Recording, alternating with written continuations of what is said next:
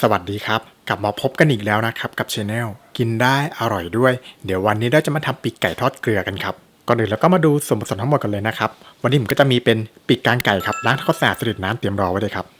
แป้งทอดกรอบเกลือน้ำตาลทราย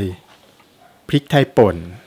แล้วก็น้ำเปล่าครับส่วนผสมง่ายๆแค่นี้ครับเดี๋ยวเรามาเริ่มลงมือทำกันเลยครับก่อนอื่นก็ปีกกลางไก่ครับอันนี้ให้เราล้างทำความสะอาดสะเด็ดน้ำเตรียมรอไว้เลยนะครับเสร็จแล้วเรามาเตรียมมาเลยวันนี้ผมจะทำแบบให้เป็นไก่เหมือนทอดกระดูกได้ครับให้มันจะได้ดูน่ารับประทานนะครับเวลาปีกกลางเนี่ยเราซื้อมาสังเกตดูนะครับเขาจะมีกระดูกของส่วนเนี่ยตรงปลายเนี่ยมันจะต่อกันอยู่ให้เราใช้เป็นมีดเล็กๆอย่างนี้ก็ได้ครับตัดแบ่งไประหว่างข้อกระดูกครับเนี่ยมันจะมีข้อกระดูกอย่างเงี้ยอยู่ก็ตัดแบ่งออกไปเลยครับให้ขาดออกจากกันนะตอนนี้กระดูกก็จะแยกจากกันอย่างนี้แล้วครับเสร็จแล้วให้เราตัดตรงเนี้ยครับมันจะมีเนื้อมันเชื่อมกับกระดูกอยู่อีกหน่อยหนึ่งให้เราตัดออกก่อนเกิดมีพวกเศษกระดูกนี้ก็ดึงออกมาได้ก็ดึงออกไปเลยนะครับกระดูกชิ้นเล็กๆเนี่ยก็ตัดทิ้งออกไปเลยเสร็จแล้วให้เราใช้เป็นมือเนี่ยครับจับที่กระดูกจับที่กระดูกนะครับแล้วกดลงไปเลยครับกดลงไปอย่างนี้ได้เลยครับแล้วก็ได้เนื้อไก่รูดๆแบบนี้แล้วก็รูดกลับมาเข้าที่จะได้เป็นไก่นี้ครับนี่เลยเนี่ยครับสังเกตกระดูกรอยต่อตรงนี้ครับก็มีดตัดลงไปเลยระหว่างรอยต่อแล้วก็จับตั้งขึ้นเอามือจับกระดูกครับกดรูดเนื้อลงไปเลยสองข้างเลยครับเหมือนกันก็จะได้หน้าตาอย่างนี้เลยครับแล้วก็จัดระเบียบกลับเข้ามาครับดึงเนื้อกลับขึ้นมาก็ได้หน้าตาปีกไก่สวยงามเรียบร้อยแล้วครับ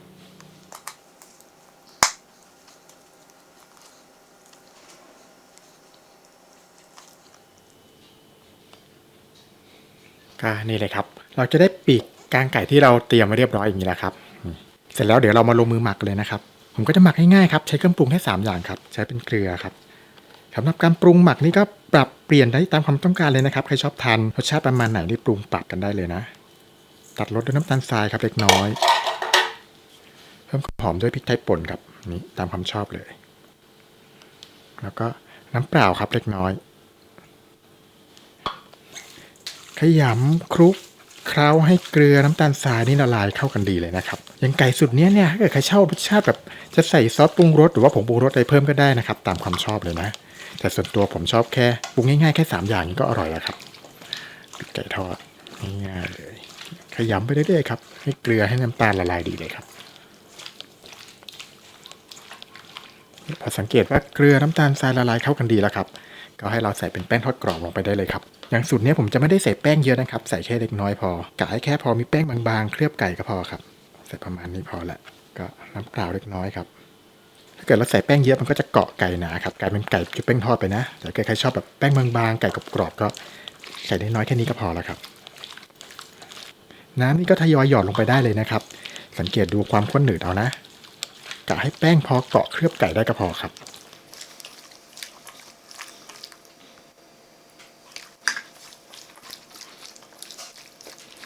เนี่ยครับสังเกตดูแป้งเกาะเคลือบไก่บางๆนี้ก็พอใจแล้วครับนี่ผมชอบประมาณนี้เลยอันนี้ก็ใช้ได้แล้วเดี๋ยวเราไปลงมือทอดกันได้เลยนะครับสูตรนี้เราไม่ต้องหมักเลยนะลงมือทอดกันเลยครับเสร็จแล้วก็มาลงมือทอดไก่กันเลยครับตอนนี้ผมก็ตั้งกระทะกับน้ำมันวอร์มจนกระทั่งน้ำมันร้อนจัดได้ที่แล้วครับอุณหภูมิน้ำมันอยู่ที่ประมาณ180 ถึง 200 องศาเซลเซียสครับเนี่ยถ้าไม่มีเทอร์โมมิเตอร์ก็สังเกตลายน้ำมันเราดูนะครับพอน้ำมันร้อนได้ที่ครับก็ปีกไก่ของเราครับเคล้ากับแป้งสักหน่อยครับเสร็จแล้วก็ใส่ลงไปทอดได้เลยนะครับเราวอร์มกระทะกับน้ำมันด้วยไฟกลางๆพอนะครับให้น้ำมันร้อนจัดนะครับแต่ไม่ต้องใช้ไฟแรงนะใส่ไก่ลงไปเลยครับเวลาใส่ไก่ลงไปเสร็จเราอย่าเพิ่งรีบไปคนว่าขยับนะครับให้เราปล่อยรอไว้สักครู่หนึ่งก่อนนะครับรอให้แป้งเขาเริ่มสุกเซตตัวขึ้นมาก่อนนะไม่งั้นถ้าเกิดเรารีบคนเกินไปแป้งมันจะติดตะหลิวติดกระทะไปหมดครับทำให้ไก่ทอดเราดูไม่น่ารับประทานความแรงของไฟที่เราใช้ที่ขึ้นอยู่กับปริมาณน้ำมันแล้วก็ไก่ที่เราทอดด้วยนะครับอย่างวันนี้ผมใช้ไก่ประมาณ7ขีดครับก็ทอดด้วยไฟกลางค่อนไปแรงครับนี่ทำแบบให้ออกมาหน้าตาสวยงามเหมือนร้านดังตอนนี้ครับที่กำลังเป็นกระแสอยู่นะผมซื้อไก่มา7ขีดครับต้นทุนอยู่ที่ประมาณ100 บาทเดี๋ยวเราทำออกมาดูซิจะหน้าตาน่ารับประทานขนาดไหน เนี่ยพอไก่เริ่มสุกเซตตัวสักหน่อยแล้วก็คนๆขยับได้เลยครับสังเกตเลยนะไก่ก็จะหลุดล่อนจากกระทะอย่างง่ายดายครับไม่ติดกระทะเลยแล้วก็ไม่ติดตะหลิวด้วยครับคนๆขยับไก่สักหน่อยแล้วก็ปล่อยทอดรอต่อไปเรื่อยๆได้เลยครับใช้ไฟกลางๆพอนะสังเกตน้ำมันเดือดครับเดือดประมาณนี้พอแล้วไม่ต้องแรงมากว่าไก่สุกเนี่ยเราอยากให้ไก่เขามีความกรอบแต่ข้างในยังชุ่มฉ่ำอยู่ครับทอดไฟกลางๆไล่ความชื้นลงไปเรื่อยๆครับพอสังเกตว่าไก่ร้อนทั่วกันครับเนี่ยแป้งเริ่มสุกทั่วกันเราคนๆกลับได้เลยนะครับไก่สุดนี้เราคนกลับไปกลับมาได้เลยไม่ต้องรอให้เขาเหลืองก็ได้ครับเวลาไก่เขาสุกขึ้นมาจะได้สีเหลืองสวยพร้อมๆกันครับเขี่ยๆคนๆไปเรื่อยๆได้เลยครับไม่ต้องกลัวน้ำมันระเบิดว่ากระเด็นด้วยนะครับสุดนี้ทอดง่ายๆเลยแล้วระหว่างที่เราทอดครับให้เราคุมความแรงของไฟนะครับอย่างอุณหภูมิน้ำมันจะอยู่ที่ประมาณ140ถึง150องศาเซลเซียสครับใครมีเป็นเทอร์โมมิเตอร์อย่างนี้ก็วัดดูได้เลยครับเนี่ยประมาณนั้น140ถึง150องศาครับหรือว่าถ้าใครไม่มีเทอร์โมมิเตอร์ครับก็ให้เราสังเกตความแรงที่น้ำมันมันเดือดขึ้นมาครับให้เดือดประมาณนี้ก็พอครับไก่ก็เริ่มที่จะสุกขึ้นมาแล้วครับเดี๋ยวคงทอดด้วยไฟกลางค่อนไปแรงต่อเนื่องอยู่นะครับทอดให้ไก่สุกขึ้นมาก่อนเลยวิธีการสังเกตง่ายๆครับว่าไก่สุกหรือยังคือถ้าเกิดไก่ที่สุกแล้วมันจะลอยขึ้นมาที่ผิวน้ำมันครับนั่นคือไก่สุกแล้วแต่เกิดยังจมอยู่แปลว่ายังไม่สุกครับง่ายๆเลยทอดไปเรื่อยๆก่อนนะครับพอเราทอดต่อมาได้สักครู่หนึ่งสังเกตว่าไก่สุกแล้วก็ลอยขึ้นมาจากน้ำมันครับแล้วก็เริ่มออกสีหน่อยๆประมาณนี้เลยครับอันนี้ไก่ก็จะสุกดีให้เราเร่งไฟแรงเลยนะครับใช้เป็นไฟแรงสุดได้เลยนะแล้วก็ค่อยมันคนไก่ไปเรื่อยๆครับ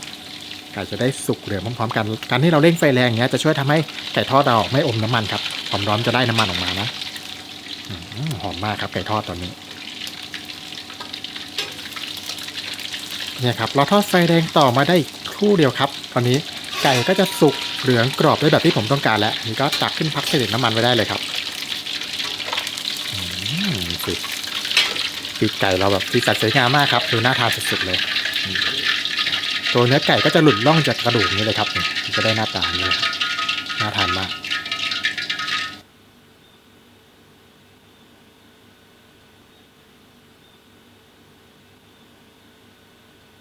ก็นี่เลยครับเสร็จเรียบร้อยแล้วไก่ทอดเกลือครับสิไก่ทอดดูเหลืองกรอบน่าทานมากครับกระดูกร่อนๆเลยน่าทานสุดๆเลยเดี๋ยวเรามาลองชิมกันดูเลยครับฟังเสียงความกรอบเนี่ยกรอบดีสุดครับดูเนื้อข้างในกันครับขออนุญาตใช้มือเลยนะครับกล้องไม่โฟกัสนี่เลยไก่แบบร่อนออกจากกระดูกเลยครับนี่เลยข้างนอกกรอบข้างในฉ่ำๆครับขอลองชิมดูก่อนนะ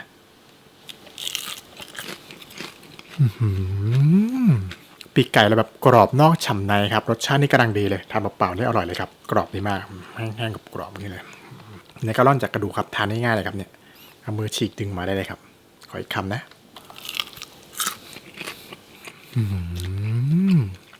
สุดยอดเลยครับอร่อยมากครับซื้อปีกไก่มาทำเองครับง่ายๆเลยราคาไม่แพงเลยจานนี้100ครับต้นทุนประมาณ120ไม่รวมน้ำมันนะนี่น้ำมันใช้ทอดซ้ำได้ขออีกคำนะ